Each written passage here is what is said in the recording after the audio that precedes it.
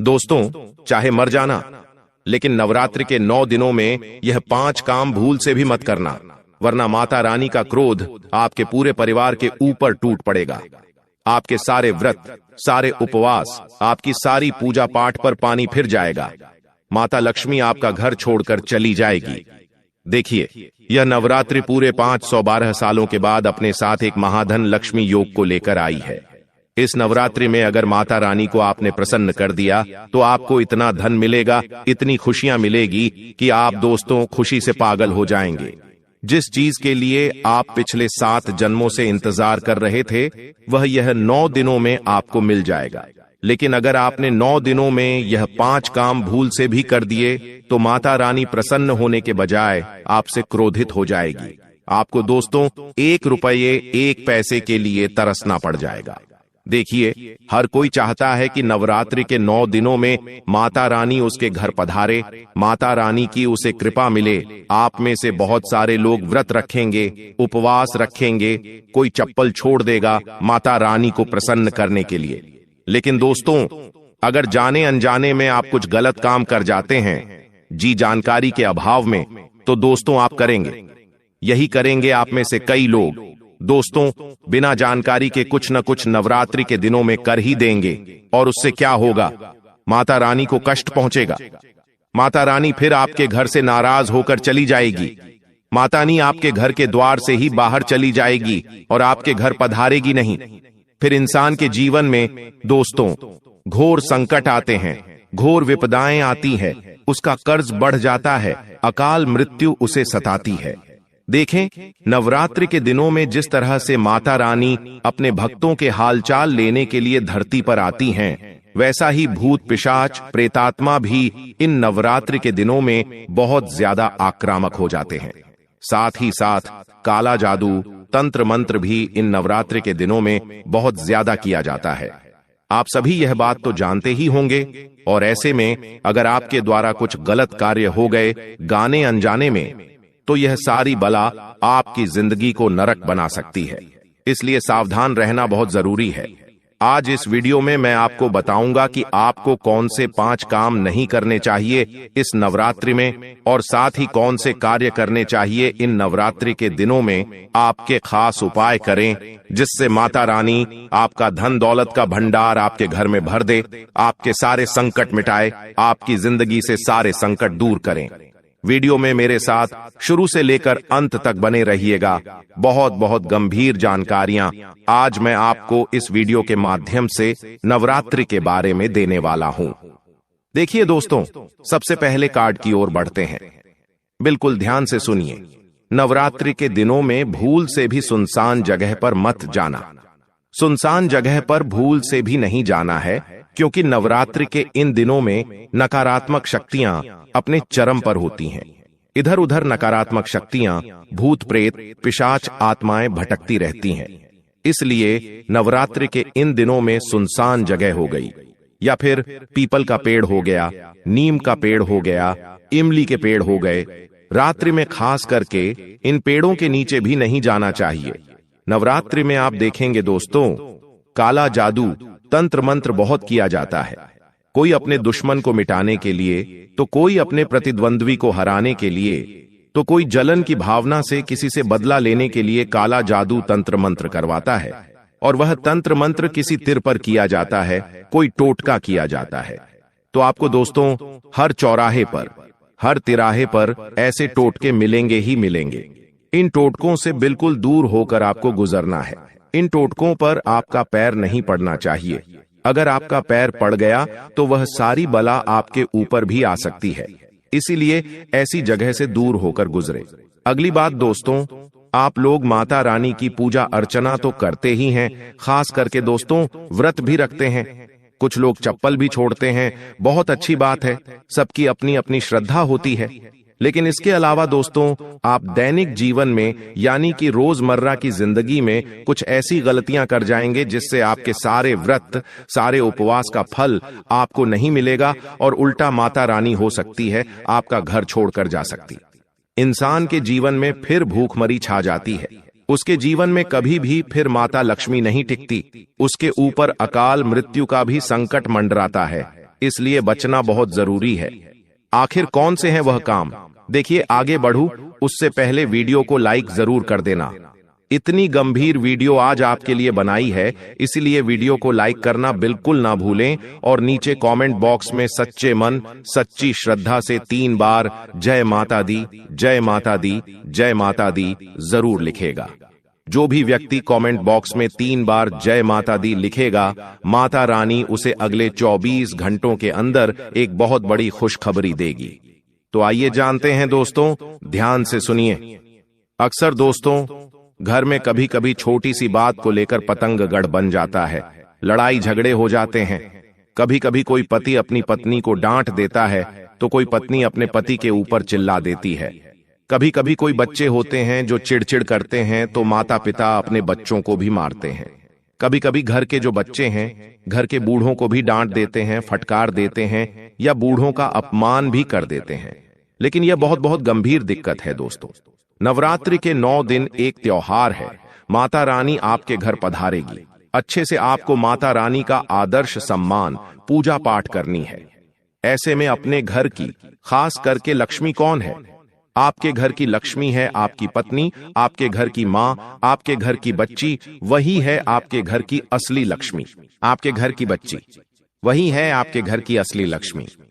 कोशिश करें कि आपको अपने घर की लक्ष्मी के आदर्श सम्मान में कोई कमी नहीं आने देना है। अपनी घर की लक्ष्मी का कभी भी अनादर नहीं करें। नवरात्रि के इन दिनों में किसी भी स्त्री को आप कुछ गलत अपने मुंह से न बोलें, ना ही किसी स्त्री के प्रति मन में गलत विचार लाएं। अगर ऐसा हो गया, घर में लड़ाई हुई, झगड़े हुए, किसी स्त्री को गलत बोला गया, घर के वातावरण में अगर कोई गलत चीज हुई तो आपको बहुत ज्यादा पछताना पड़ सकता है। माता रानी आपसे नाराज हो जाएगी तो आपको हर तरफ से फिर संकट का सामना करना पड़ेगा। इसलिए नवरात्रि के इन दिनों में घर में लड़ाई झगड़े नहीं करने। पति पत्नी इन दिनों अच्छे से प्रेम से रहें। घर में माता पिता का सम्मान करें, अपने बूढ़ों का सम्मान करें और घर में खुशी भरा वातावरण रखें, क्योंकि माता रानी किसी भी रूप में घर में पधारेगी। और जब वह माता रानी किसी रूप में घर में पधारती है, चाहे वह अदृश्य होकर ही क्यों ना हो, और जब आप घर में लड़ाइयां करेंगे तो फिर माता रानी आपके घर में पल भर भी नहीं टिकेगी और आपको माता रानी का क्रोध अलग से सहना पड़ेगा। अब अगली चीज दोस्तों, ध्यान से सुनिए। नवरात्रि की रातों में पेड़ों के आसपास नकारात्मक शक्तियां होती हैं जो आपको भी लग सकती हैं, इसलिए पेड़ों के नीचे कम रहिएगा। साथ ही नवरात्रि के दिनों में काले कपड़े पहनने का आजकल चलन हो गया है। कई लोग गरबे में भी काले कपड़े पहनने लग गए हैं, लेकिन इन दिनों काले या फिर गहरे रंग पहनना बहुत अशुभ माना जाता है, यानी यह नकारात्मकता के प्रतीक होते हैं। दोस्तों, नकारात्मक ऊर्जा को आकर्षित करते हैं और देवी देवता का आशीर्वाद कम कर देते हैं। इसलिए काले कपड़े पहनना भूल से भी जायज नहीं है दोस्तों। हमारे नवरात्रि के इन दिनों में तो काले कपड़े मत पहनिएगा। काले कपड़े से, गहरे कलर से बचिएगा। दोस्तों, अगली चीज देखिए। कई लोग हैं जो मांस, मछली, अंडा, शराब का सेवन करते हैं, लेकिन ध्यान रहे नवरात्रि के इन दिनों में भूल से भी मत करना। वैसे तो कभी भी नहीं करना चाहिए, लेकिन अगर किसी घर में नवरात्रि में तामसिक भोजन बन रहा है तो वहां भोजन करने से साधना का फल तो नष्ट होगा ही, लेकिन उस घर की आने वाली 7 पुश्तों के नसीब भी खराब हो जाते हैं। आने वाली 7 पुश्त के भाग्य वह अपने हाथों से नष्ट करता है। इस बात का विशेष ध्यान रखिए। अब दोस्तों, नवरात्रि के इन दिनों में जो झाड़ू है उसका विशेष महत्व होता है, क्योंकि झाड़ू भी एक लक्ष्मी, माता रानी का ही एक प्रतीक है। दोस्तों, ऐसे में झाड़ू पर लात नहीं लगना चाहिए। झाड़ू को विशेष अच्छे स्थान पर रखना चाहिए। नवरात्रि में झाड़ू खड़ा नहीं रखना चाहिए। लक्ष्मी का अपमान होता है और घर में दरिद्रता प्रवेश करती है। घर में अगर टूटी झाड़ू हो तो टूटी झाड़ू को घर से बाहर कर दें। अगर घर में टूटा हुआ कांच हो तो टूटे हुए कांच को भी घर से बाहर कर दें, क्योंकि यह टूटी फूटी चीजें जो घर में होती हैं वह घर में दरिद्रता लाती हैं। माता रानी ऐसे घर में कभी भी नहीं आएंगी। भले ही आपका घर छोटा है, भले ही आपका घर कच्चा है, लेकिन उस घर में टूटी फूटी चीजें ना हो, टूटे हुए बर्तन ना हो, टूटा हुआ कांच ना हो, खराब इलेक्ट्रॉनिक सामान ना हो, इस बात का ध्यान रखिएगा, क्योंकि यह जो टूटी फूटी खराब चीजें हैं अपनी ओर नकारात्मकता आकर्षित करती हैं और फिर देवी देवता आपके घर में कैसे पधारेंगे। इन दिनों भले ही आप व्रत कर रहे हैं, उपवास रख रहे हैं, अच्छी बात है, लेकिन झूठ नहीं बोलना है। झूठ अगर बोलोगे तो व्रत अधूरा होगा, व्यर्थ चला जाएगा। अब दोस्तों, शाम के समय और दिन के समय कई लोग सोने की आदत रखते हैं। इन दिनों दोस्तों, दिन के समय में सोना अशुभ माना जाता है। दिन के समय जो सोता है उस घर में हमेशा कंगाली रहती है, उस घर का हर व्यक्ति अक्सर बीमार रहता है। नवरात्रि में संध्या बेला में और दोपहर के समय में सोना बिल्कुल मना है दोस्तों, क्योंकि इस समय देवी घर में भ्रमण करती है और अगर कोई सोता हुआ इंसान है तो फिर उनकी कृपा से वंचित तो रहेगा, साथ ही माता रानी का क्रोध भी सहना पड़ेगा। अगर कोई बीमार है तो उस बात को हम समझ सकते हैं कि कोई बीमार है, माता रानी बीमार व्यक्ति को समझेगी। लेकिन अगर आप स्वस्थ हैं और फिर भी दिन में सो रहे हैं, संध्या में सो रहे हैं, तो यह घोर पाप है दोस्तों। अब अगली चीज, अश्लील बातें करना, अश्लील चीजें देखना। आजकल आदत हो गई है लोगों की कि मोबाइल में अश्लील चीजें देखना, पराई बहन बेटियों को देखना। कई ऐसी महिलाएं हैं जो सोशल मीडिया पर, इंस्टाग्राम पर, फेसबुक पर चरित्रहीन कपड़े पहनती हैं और फिर उन वीडियो को, उन फोटो को जनता देखती है। लेकिन देखने वाले से मैं यही कहूंगा कि नवरात्रि के इन दिनों में अपनी भावनाओं को बिल्कुल काबू में रखिएगा। कोई भी गलत चीज को अपनी आंखों से देखने की गलती मत करना। किसी भी स्त्री जो कि अपने अंग को प्रदर्शित करती है वीडियो के माध्यम से, उन स्त्रियों के वीडियो नहीं देखना है। साथ ही जो अश्लील वीडियो होती हैं उनको भी आपको नवरात्रि के दिनों में नहीं देखना है। यूं तो हमें देखना ही नहीं चाहिए क्योंकि यह हमारे धर्म में मना ही है, लेकिन नवरात्रि के इन दिनों में पालन करना बहुत जरूरी है, वरना माता रानी का क्रोध फिर आपको बहुत गंभीर रूप से सहना पड़ेगा। इस बात का ध्यान रखिएगा। अब अगली चीज है दोस्तों, कई लोगों की आदत होती है 2-2 दिन तक नहीं नहाने की। कुछ लोग होते हैं जो दिन में नहाते हैं, लेकिन नवरात्रि के इन दिनों में सुबह जल्दी उठकर नहाने का नियम अपनाना बहुत जरूरी है, क्योंकि यह कुछ नियम कायदे ही हैं जो माता रानी को प्रसन्न करते हैं। इसलिए सुबह जल्दी नहा लें, पूजा पाठ करें और अपने दिन की शुरुआत करें। नवरात्रि के दिनों में मैले कपड़े पहनने की भी भूल मत करिएगा। और कई लोग होते हैं जो अपने घर में मैले कपड़ों को कई दिनों तक रखते हैं, जैसे कि 2 दिन 3 दिन के कपड़े इकट्ठे हो गए फिर धोए जाते हैं। लेकिन नवरात्रि के दिनों में अगर आपने अपने शरीर से कपड़े उतारे तो उन्हें तुरंत धो लें और फिर सुखा दें और फिर अपने दिन की शुरुआत करें। बिना धुले हुए कपड़े घर में नहीं रखने, क्योंकि जो मैले कपड़े होते हैं उनमें नकारात्मकता होती है। मैले कपड़ों के अंदर दोस्तों इधर उधर अगर हम कितनी जगह गए, वहां से नकारात्मकता हमारे कपड़ों में आई और वो कपड़े फिर हमने अपने घर में रख दिए, 2 दिन 3 दिन तक पड़े रहे, वो धुले नहीं, और फिर वो क्या होगा, हमारे घर में प्रेत आत्माओं को आकर्षित करेगा, हमारे घर में बुरी शक्ति आएगी, हमारे घर में बीमारियां आएंगी और माता रानी तो फिर प्रसन्न ही नहीं होंगी। इसलिए बुरी चीजें देखना भी नहीं है और गंदे कपड़े घर में रखना भी नहीं है। अब अगली चीज दोस्तों, मैंने तो शुरू में ही बता दिया स्त्रियों का अपमान नहीं करना है, लेकिन खास करके बच्चों का भी ध्यान रखिए। छोटे बच्चों में भगवान का रूप होता है। छोटे बच्चे अक्सर जिद करते हैं तो माता पिता उन्हें डांट देते, फटकार देते, मारते भी हैं। देखिए, बच्चों को समझाना जरूरी है, लेकिन नवरात्रि के इन दिनों में बच्चों को बिल्कुल भी न डांटें, बिल्कुल भी न मारें। समझाना बात अलग है, लेकिन उनके ऊपर गुस्सा, क्रोध नहीं करना है। और हाँ, किसी को भी नवरात्रि के दिनों में खाली हाथ से घर से नहीं लौटाना है। अगर कोई आपके घर पर आता है कुछ मांगने तो उसे खाली हाथ मत लौटाइएगा।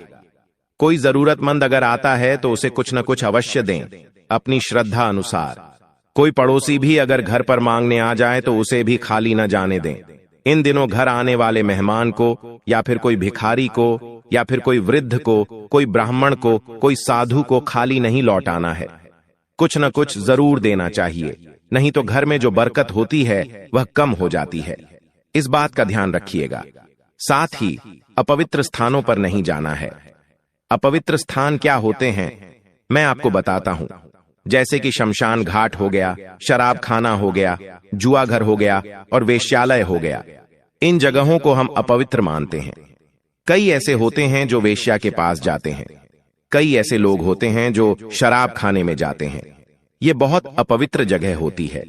इन दिनों किसी पराई स्त्री के साथ तो दूर, खुद की धर्मपत्नी के साथ भी संबंध नहीं बनाना चाहिए।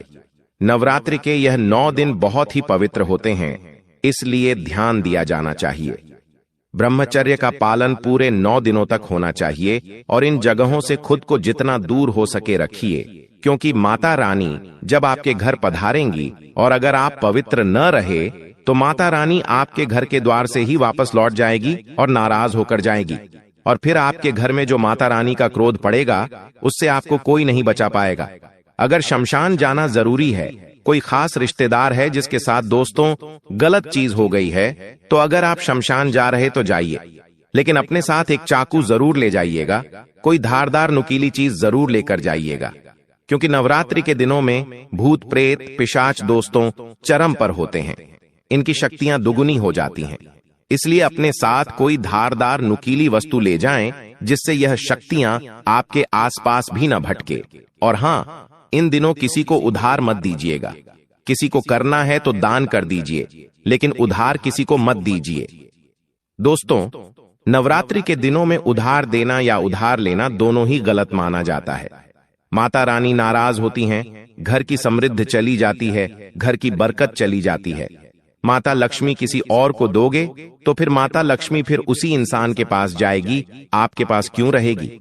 और हां दोस्तों, अगली चीज ध्यान रखिए कि जो रिश्तेदार मांसाहारी भोजन खाता है, जो रिश्तेदार वेश्याओं के पास जाता है, जो रिश्तेदार बुरी संगत का है, जुआ खेलता है, शराब पीता है, ऐसे रिश्तेदार को न घर में आने देना है, न उस रिश्तेदार के घर जाना है नवरात्रि के इन दिनों में।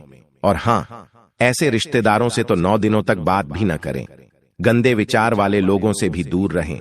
नवरात्रि पवित्र त्योहार है, माता रानी को हमें प्रसन्न करना है, और अगर ऐसे रिश्तेदारों के पास जाओगे तो उनकी आसपास की गलत नकारात्मक मदा आपके ऊपर भी आ जाएगी। इस बात का ध्यान रखिएगा। साधना कमजोर होगी, माता रानी की कृपा कम होगी। क्रोध नहीं करना चाहिए, ब्राह्मण भोज करवाना चाहिए, और इसे टालने या अपमान करने से देवी का आशीर्वाद भी रुक जाता है। इस बात का ध्यान रखिएगा। इन दिनों बिना नहाए तो पूजा घर में जाना ही नहीं है, और खास करके मूर्ति को भी सीधे स्पर्श नहीं करना है, न ही हाथ लगाना है। बहुत लोग पूजा करते वक्त मां की तस्वीर को छूते हैं, पर नवरात्रि में ऐसा करने से आपका पूजन अधूरा हो जाता है। देवी माता को सबसे पहले फूल चढ़ाइए, जल चढ़ाइए, अक्षत चढ़ाइए, लेकिन तस्वीर और मूर्ति पर सीधे हाथ मत लगाइए, गंदे हाथ मत लगाइए। और हां, रात को खाली तवा नहीं छोड़ना है। नवरात्रि की रात अगर तवा या कड़ाही गैस पर खाली पड़ी रहे तो माना जाता है कि घर में दरिद्रता प्रवेश करती है, देवी का आशीर्वाद धीरे धीरे कम हो जाता है। दोस्तों, इन बातों का ध्यान जरूर रखिएगा। अब क्या करना नहीं चाहिए वह तो बता दिया है, लेकिन अब क्या करना चाहिए वह भी बताना जरूरी है। आपको नवरात्रि में क्या करें जिससे माता रानी आपके घर पधारें, आपके घर में धन दौलत का भरमार रहे, तो ध्यान से सुनो। क्या नहीं करना है वह तो बता दिया, लेकिन क्या करना है ध्यान से सुनिए। आपको फलाहार खाना है, सात्विक भोजन लेना है, दिन में कम से कम एक बार माता दुर्गा को प्रसाद में फल या फिर हलवा पूरी अवश्य अर्पित करनी है। घर में शांति रहेगी, सुख समृद्धि आएगी, बीमारियों से आप दूर रहेंगे। साथ ही घर में नींबू और लौंग से देवी का रक्षा कवच बना लें और घर के दरवाजे पर टांग दें। क्या करना है? नींबू और लौंग, इन दोनों की एक माला बनानी है और उस माला को माता रानी को अर्पित कर देना है, और वह रक्षा कवच हो गया। उस रक्षा कवच को घर के द्वार पर टांग दो। इससे क्या होगा? बुरी शक्तियां घर से दूर रहेंगी और घर में लक्ष्मी स्थायी रूप से रहेगी। और दूध का दान सुबह सुबह करें किसी गरीब बच्चे को। इस बात का ध्यान रखिएगा। घर में लड़ाई झगड़ा नहीं करना है। माता दुर्गा के सामने रोज बैठकर माता रानी के मंत्र का जाप करना है। मंत्र मैं कमेंट में बता दूंगा, जिसको चाहिए पूछ लेना मुझसे। इससे मानसिक शांति रहेगी और परिवार में प्रेम बढ़ेगा। साथ ही दोस्तों, नवरात्रि में काले कपड़े नहीं पहनना है। नवरात्रि में पहनना है पीले रंग के, लाल रंग के, गुलाबी रंग के और सफेद रंग के कपड़े। ये कपड़े माता रानी की ऊर्जा को आकर्षित करेंगे और आपके घर में खुशी आएगी। छोटी कन्याओं को घर बुलाइएगा, भोजन कराइएगा, वस्त्र या फिर उपहार दीजिएगा। माता लक्ष्मी का स्थायी वास हो जाएगा और हमेशा आपके घर में धन दौलत की भरमार रहेगी। सुबह जल्दी उठिए, नहाइए, धोइए, जल को अर्घ्य दीजिए। जी हाँ दोस्तों, सूर्य को अर्घ्य देना है, इस बात का ध्यान रखिएगा और उसके बाद अपनी पूजा पाठ करिएगा। सुबह ब्रह्म मुहूर्त में उठ जाएं तो बहुत अच्छा है, नहीं तो कम से कम 6 बजे से पहले तो उठ ही जाएं। किसी ब्राह्मण, किसी साधक या किसी साधु संत को भोजन कराइएगा तो दोस्तों यह और भी अच्छा होगा। और हाँ, एक और बात जाते जाते, अपने घर के पूजा घर में तो अवश्य आप सफाई करते हैं, लेकिन किसी मंदिर में जाइएगा और वहां पर आपको सफाई करनी है।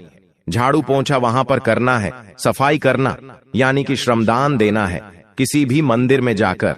इससे माता रानी बहुत जल्दी प्रसन्न हो जाएगी। तो दोस्तों, आज की वीडियो में बस इतना ही। आशा है ये वीडियो आपको पसंद आई होगी। अगर कोई सवाल हो तो कमेंट जरूर पूछ सकते हैं। अभी के लिए धन्यवाद।